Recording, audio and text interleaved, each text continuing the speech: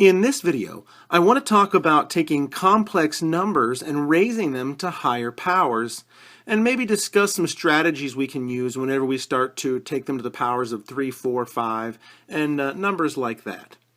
So the first example is 2 minus 5i, and I just want to square that.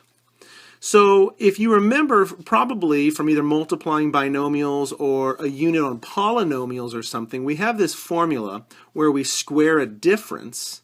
So a minus b quantity squared is actually a squared minus 2ab and then plus b squared. All right? So in this case, our a is going to be 2 and our b is going to be 5i. It's not negative 5i because the minus here and the minus here are the same things. So the b is just going to be the imaginary part right here. Okay, so how can we put this into this formula? Well, a squared will be 2 squared, so that's 4, minus 2ab, so a, b, and then plus b squared. Okay, so 4 minus, that looks like 20i plus, and when we square this, we'll be squaring both parts, so 25i squared. And of course, I squared is a negative 1, so that'll change that plus sign to a negative.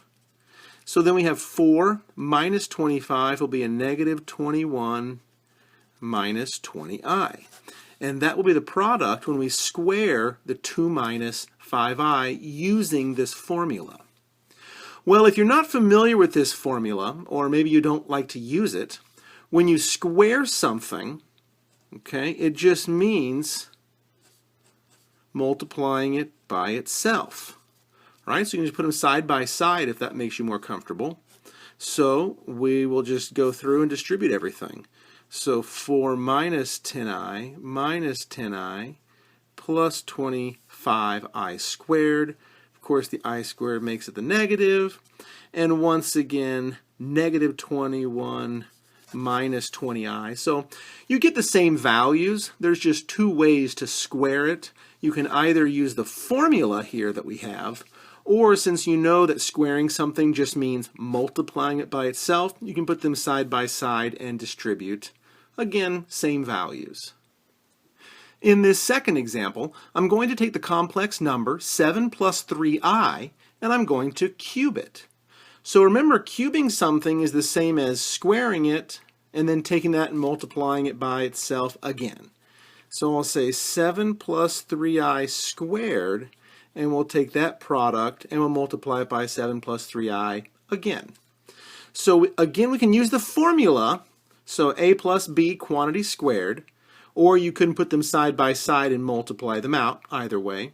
So if we use the formula, a squared plus twice a times b, and then plus b squared.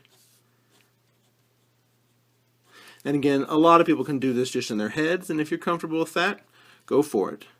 So 49, and then 2 times 7 is 14 times 3 is 42i, and then this I squared is negative 1, so minus 9. All right, so 49 minus 9 will be 40 plus 42i, and then times 7 plus 3i. And here it's just a matter of distribution. So 40 times 7 is 280. 40 times 3i is 120i. 42i plus 7 is going to be, 294i. And then 42 times 3 should be 126, and then I squared. And of course the I squared is negative 1, so it'll change that addition to a subtraction. So 280 minus 126 will be 154, and 120i plus 294i should be 414i. And that's what we get when we cube the complex number 7 plus 3i.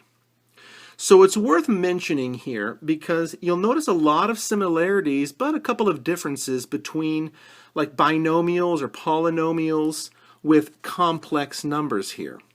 So if you were to take something like 7x plus 3 and cube it, you would end up with a x cubed term, an x squared term, an x term, and then a constant. So you'd actually have 4 terms here.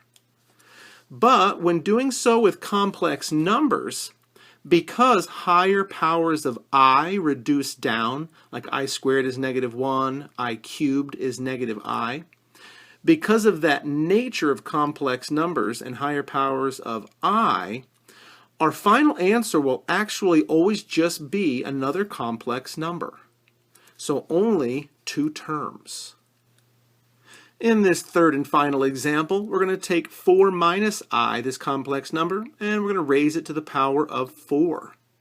So another way we could rewrite this is by saying it's 4 minus I squared, and then whatever I get for that, let's square it again.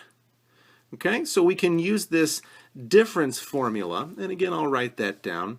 It was, if you have a minus b and you square that, it's going to be a squared minus 2ab plus b squared. Okay, so we're just going to ultimately use this twice. So 4 minus I squared, we'll focus on just the inside part here.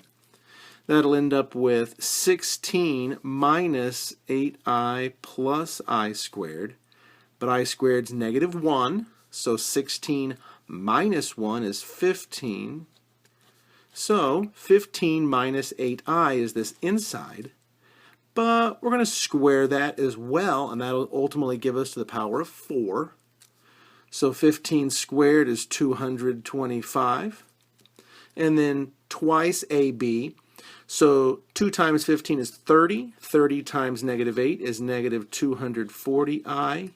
And then plus 64I squared. And I squared is -1, so it'll change that sign. So 225 minus 64 is 161.